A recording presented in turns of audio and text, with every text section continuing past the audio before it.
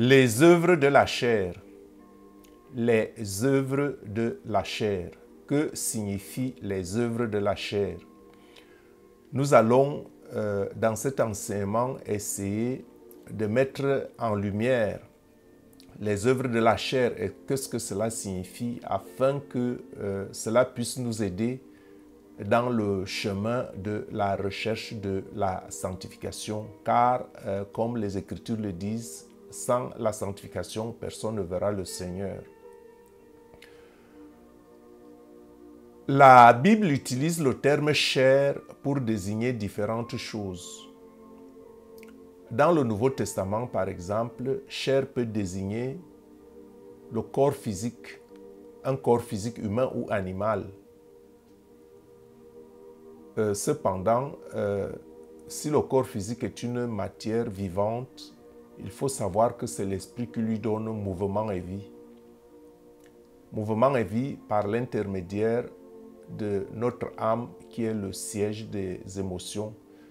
Et pourtant, les animaux ont aussi la chair, mais ils n'ont pas une âme. Et il faut donc dissocier. Quand on parle de la chair ici, il faut faire la différence entre la chair comme matière et la chair comme le siège de nos émotions, parce que si c'est l'esprit qui donne mouvement et vie par l'intermédiaire de notre âme, notre âme qui est dans le siège de nos émotions vont donc faire la différence entre l'homme et l'animal. Parce que l'homme n'est pas seulement réfléchi, mais l'homme a aussi reçu du Créateur le pouvoir de domination sur les animaux des champs, les poissons de la mer, les oiseaux du ciel. Et l'homme est donc doué d'un libre arbitre qui peut l'aider à orienter ses émotions en bien ou en mal, en fonction de ce qu'il ressent. Nos émotions peuvent donc être négatives ou positives et ainsi peuvent être classées en deux grandes catégories: les bonnes émotions et les mauvaises émotions. Ce qui fait que les émotions équilibrées peuvent se référer à une vie supérieure. Hein? La vie par l'esprit ou bien la vie de l'esprit. Hein? On peut référer les émotions équilibrées, les émotions réfléchies. Pendant que le reste des émotions, les émotions négatives, les mauvaises émotions, les mauvaises réactions peuvent se référer à une vie inférieure ou la chair. Hein? Et on pourrait dire la chair de la chair.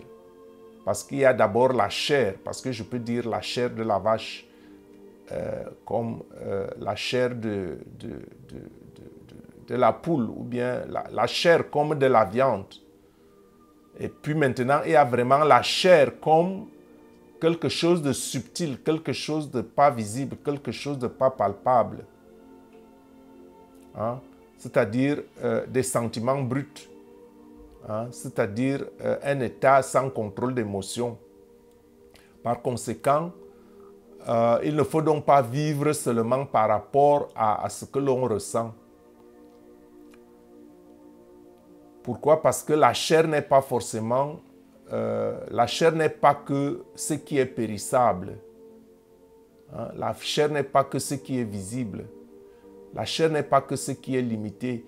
Ce qui est impuissant sujette à de la souffrance. La chair peut aussi connaître un état de félicité, hein, par une vie, par l'esprit. Ainsi connaîtrait-elle l'incorruptibilité et l'immortalité. Parce qu'il y a une petite subtilité quand je dis chair. Il y a d'abord la chair que l'on peut considérer comme le corps, comme je dis la chair comme un morceau de viande. Mais il y a aussi la chair comme un domaine subtil d'émotion Vivre dans la chair, parce que quand je dis je vis dans la chair, ça veut dire que je ne veux pas dire que je vis dans mon corps, mais ça veut dire que je vis ma vie dans un domaine d'émotion inférieur, qui n'est pas forcément la vie de l'esprit, qui est une vie réfléchie.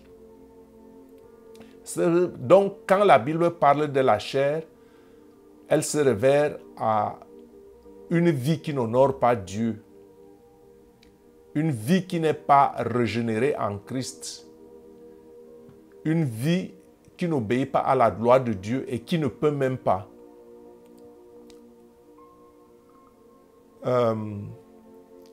C'est en fait une vie qui ne reconnaît pas ou qui n'est pas consciente des luttes de la nature pécheresse. Parce qu'on peut aussi dire donc que quelque part, la chair dans le sens biblique, c'est une vie dans la nature pécheresse, héritée d'Adam et de Ève. Pourquoi? Parce que nous avons un héritage de nos ancêtres et cet héritage est dans le sang. Et c'est pourquoi, si tu t'intéresses à ce genre de sujet, les œuvres de la chair, tu es à féliciter parce que ça veut dire que tu recherches probablement une autre nature, que tu es en Christ. Et par cet état de choses, nous pouvons dire que nous sommes fiers de Dieu à cause de notre Seigneur Jésus-Christ, qui nous a réconciliés avec Dieu. Pourquoi? Parce que le péché est entré dans le monde par Adam et Ève. À cause d'un seul homme, Adam, le péché est entré dans le monde. Et le péché a amené la mort. Alors la mort a touché tous les êtres humains parce que tous ont péché par l'héritage sanguin, par Adam et par Ève. J'avais déjà dit que la vie de l'âme est dans le sang. La vie de l'âme est dans le sang. Et voilà pourquoi, même dans l'Ancienne Alliance, un but de cette connaissance, Dieu a prescrit aux enfants d'Israël d'expier leurs péchés par le sang des animaux. Bon, mais malheureusement, cette expiation était limitée dans le temps parce que c'était sur une période de presque 1 an. Et Dieu donc, avant que Dieu donne la loi à Moïse, le péché était déjà dans le monde. Avant que Dieu donne la loi à Moïse, le péché était dans le monde. Mais quand il n'y avait pas de loi, on ne tenait pas compte du péché. Quand il n'y avait pas de loi, on ne tenait pas compte du péché, mais cependant, la mort sévissait quand même. On ne tenait pas compte du péché, mais l'homme devait tout de même mourir. Pourquoi? Parce que depuis le temps d'Adam jusqu'à Moïse, la mort a tout de même sévi parmi les hommes, même sans la loi. Et il faut donc comprendre que la loi de Dieu est une opportunité, est une chance de nous ramener à l'ordre, parce que sans la loi, nous ne saurions pas comment nous conduire. Chacun mènerait un genre de vie qu'il veut. Donc la loi de Dieu est une opportunité pour nous ramener à l'ordre, c'est-à-dire à une nouvelle vie, à une vie supérieure, afin de ne plus vivre selon nos propres convoitises. Bon, il faut dire que sans la loi, la mort a quand même frappé ceux qui n'ont pas péché comme Adam. Parce que bien que nous soyons nés dans le péché,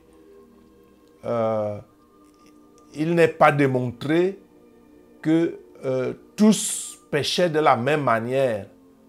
Parce qu'il y a quand même un résidu de quelque chose de bon dans tout ce qui a été gâté par Adam et Ève.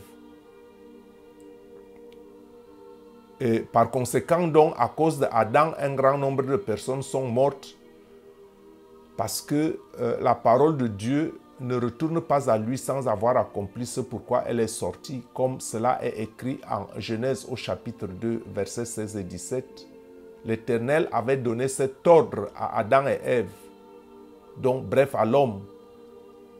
Tu pourras manger de tous les fruits du jardin, mais tu ne mangeras pas l'arbre de la connaissance du bien et du mal, car le jour où tu en mangeras, tu mourras. Et voilà donc que Adam et Ève ont désobéi à cette recommandation, à cet interdit de Dieu, et qu'ils ont donc été chassés du jardin.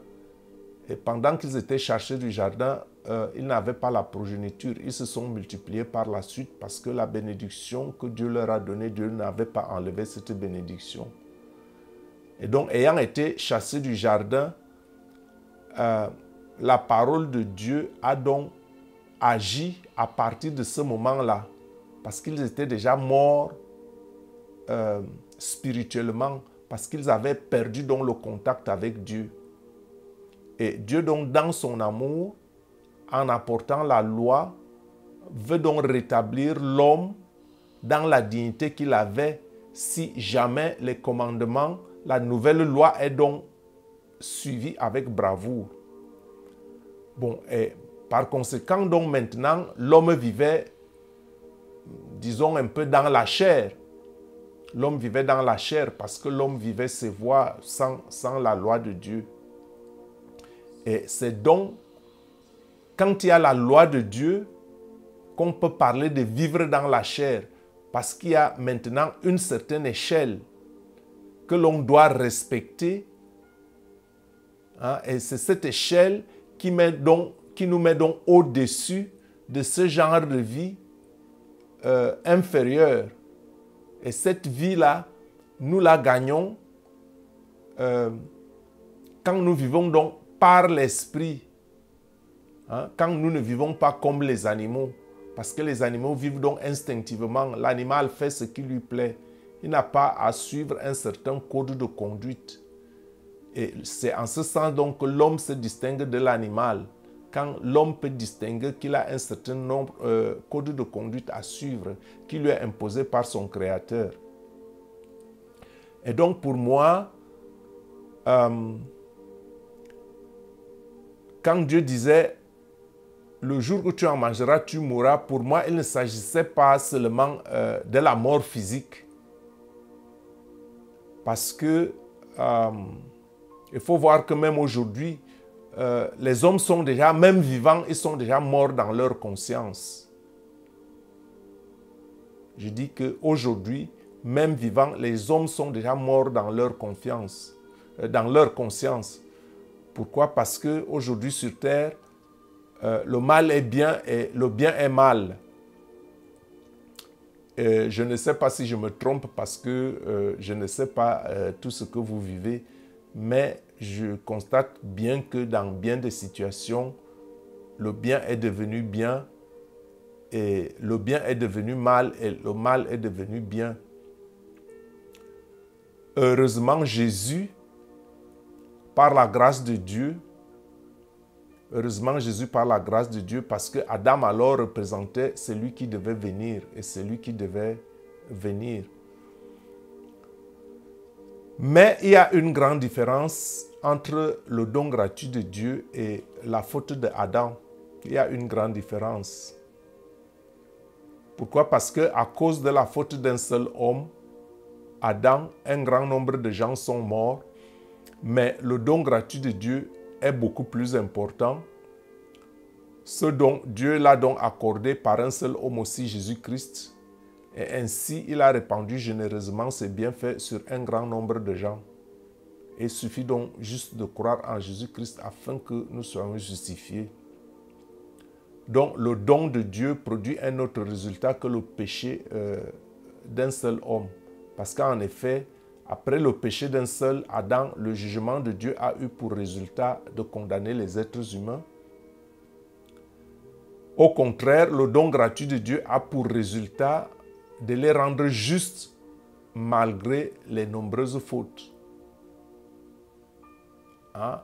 L'homme est donc juste quand il croit en Jésus-Christ, quand il accepte Jésus comme rédempteur, quand il se lave dans le sang de Jésus, et ça veut dire que les fautes passées, les fautes présentes et les fautes futures sont couvertes par le sang de Jésus. Et ce n'est pas pour autant qu'il faut aller pécher sciemment maintenant pour dire que le sang de Jésus me couvre et je pêche sciemment, je vais me couvrir. C'est quelque chose de beaucoup plus sérieux. Quand on se trouve incapable, quand on se trouve lié, quand on se trouve sous la domination, sous la pression, sous la possession satanique, et quand on s'en libère, alors Dieu fait le reste. Hein? Le sacrifice de Jésus parle pour nous. Ce n'est pas un jeu que vous êtes dans votre pleine conscience, vous allez faire des bêtises pour dire que Jésus va me pardonner. Et ça veut donc dire que par Jésus seul aussi, nous les êtres humains, nous recevons beaucoup plus de Dieu que ce que nous avons perdu. Hein? Dieu nous donne donc gratuitement ses bienfaits et il nous rend justes par le Christ. Hein? Et nous vivrons donc éternellement avec lui comme des rois, hein? Des enfants de Dieu qui retrouvent la dignité des fils de Dieu, et nous vivrons éternellement avec lui, pas seulement sur la terre mais aussi au ciel. Donc finalement, la faute d'un seul a eu pour résultat de condamner tous les êtres humains. De même, l'action juste d'un seul a pour résultat de rendre juste tous les êtres humains. Et par là, nous avons la vie. Hein? Pourquoi? Parce que Adam seul, ou bien Adam et Ève, ont refusé d'obéir à Dieu. Et un grand nombre de gens sont devenus pécheurs. De même, un seul homme obéit à Dieu, Jésus-Christ, et un grand nombre de gens sont rendus justes. Et mon frère, ma sœur, à cause donc de cette grâce par Jésus-Christ, cette grâce de Dieu par Jésus-Christ, nous ne devons plus vivre notre chair, selon la chair. Nous ne devons plus vivre selon la chair, oui. Nous ne devons plus vivre la servitude du péché. Pourquoi? Parce que c'est pour la liberté que Christ nous a affranchis. Nous avons le devoir de demeurer fermes et de ne pas nous laisser nous mettre à nouveau sous le joug de la servitude de Satan, de peur d'être déchus de la grâce. Parce que c'est par la foi que nous attendons. Et par la vie en esprit. C'est par cette vie en esprit et c'est par la foi que nous avons l'espérance de la justice. Et il faut donc abandonner les œuvres de la chair. Il faut fuir les influences du monde qui nous empêchent d'obéir à la vérité de la parole de Dieu, qui nous appelle à reconquérir en Jésus-Christ ce que nous avons perdu par Adam et Ève. Nous avons perdu l'incorruptibilité et nous avons perdu l'immortalité. Et c'est ce que la vie en esprit restaure. Nous sommes donc appelés à la liberté supérieure, à acquérir la liberté supérieure et non pas à une petite vie de profit comme on le voit sur la terre maintenant. Nous sommes appelés à marcher selon l'esprit afin de ne pas accomplir les désirs de la chair, car, nous dit l'apôtre Paul en Galates au chapitre 5, verset 17, la chair a des désirs contraires à ceux de l'esprit, et l'esprit en a des contraires à ceux de la chair. Ils sont opposés entre eux. Les œuvres de la chair sont manifestes. Hein? Et que signifient donc les œuvres de la chair? Les œuvres de la chair, ce sont les choses comme l'impudicité, l'impureté, la dissolution, l'idolâtrie, la magie, les inimitiés, les querelles, les jalousies, les animosités, les disputes, les divisions, les sectes, l'envie, l'ivrognerie, les excès de table et les choses semblables. Les saints écrits sont clairs là-dessus que celui qui pratique de telles choses n'héritera pas le royaume de Dieu. Celui qui pratique de telles choses, comme nous venons de dire, n'héritera pas le royaume de Dieu. Et autre chose sont les fruits de l'esprit. Les fruits de l'esprit sont l'amour, la joie, la paix, la patience, la bonté, la bénignité, la fidélité, la douceur, la tempérance. Et ceux qui vivent donc en esprit et qui sont en Jésus-Christ ont fait de ces principes que je venais de citer, l'amour, la joie, la paix, la patience, la bonté, la bénignité, la fidélité, la douceur, la tempérance. Ceux-là ont fait de ces principes leur mode de vie et ont crucifié donc leur chair avec ses passions et ses désirs. Nous avons dit que la chair, c'est les choses comme l'amertume, la tristesse, les jalousies, l'impudicité, l'impureté, les animosités, les inimitiés, les querelles, les rapines, les médisances, les animosités, les disputes, les divisions, les sectes, l'envie, l'ivrognerie, l'excès de table, et toutes ces choses semblables. Il faut éviter ce genre de choses et aspirer à une vie supérieure, la vie par l'esprit, et ne pas toujours agir en fonction de ce que nous ressentons, être réfléchi, afin de ne pas donner l'avantage au diable. Parce que quand nous faisons toutes ces choses, le diable se frotte les mains.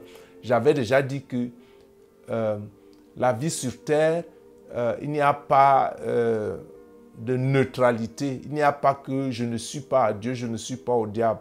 Quand vous ne respectez pas la loi de Dieu qui nous ramène à retrouver l'état que nous avons perdu par Adam et Ève, alors Satan se frotte les mains et il nous récupère. Puisque c'est Satan qui est à l'origine, c'est la jalousie de Satan, c'est la malfaisance de Satan, c'est la méchanceté de Satan qui est à l'origine de cette déchéance de l'homme. Et donc, il l'a fait par jalousie afin de récupérer l'homme. Et Dieu, donc, dans son amour, en tant que créateur, Dieu compatit avec l'homme et nous envoie donc le deuxième Adam, qui est Jésus-Christ, pour nous rétablir dans la dignité des fils de Dieu. Parce que la mort a donc été introduite par la désobéissance d'Adam et Ève. Et l'homme était incorruptible. L'homme était immortel. Et voilà les deux plus grandes choses que nous avons perdues. Pas seulement même la félicité céleste que nous avons perdue. Parce que même dans ces douleurs, ces souffrances terrestres, je vois beaucoup qui s'en réjouissent. C'est peut-être ignorant de ce que aurait pu être notre vie avec Dieu au paradis, au jardin. Nous rendons grâce à Dieu, nous rendons grâce à Jésus-Christ qui nous donne la promesse qu'il nous ramène au jardin. Il nous ramène au jardin. Et malgré les vicissitudes du désert, nous y arriverons pour ceux qui s'accrochent à éviter une vie dans la chair, parce que tout ne finit pas ici-bas. Quand même on mourrait, l'âme, après la mort, rendra compte. Nous avons une âme qui rendra la mort, et même si le corps corruptible meurt, nous rendrons compte, notre âme et notre esprit, parce que l'homme a été conçu à vivre éternellement et que Dieu, dans sa punition, a tenu compte que seul le corps physique doit mourir. Et même donc, si n'eût été le péché, le corps physique serait incorruptible. Et voilà donc pourquoi ceux des temps de la fin qui résisteront, ils ne mourront pas. Ils ne mourront pas parce que ils rencontreront Jésus-Christ dans les airs lorsqu'il viendra. Ça, c'est une vérité publique et cela, nous devrons prendre conscience parce que beaucoup ne respectent pas la parole de Dieu parce qu'ils pensent, ils voient les autres vivre une vie de désordre, ils meurent, ils pensent que tout est terminé. Non, tout n'est pas terminé avec la mort. Il faut en être conscient. Donc, mon frère, ma sœur, béni es-tu si Satan n'a pas fermé tes oreilles afin de comprendre ce que je dis, j'ai dit quelque chose de très important dans ce message. Béni es-tu si Satan n'a pas fermé tes oreilles à l'obéissance de la parole de Dieu qui est prêchée ici. Et s'il n'a pas fermé tes oreilles par les forteresses des faux enseignements des siècles, sois béni et à très bientôt. Shalom.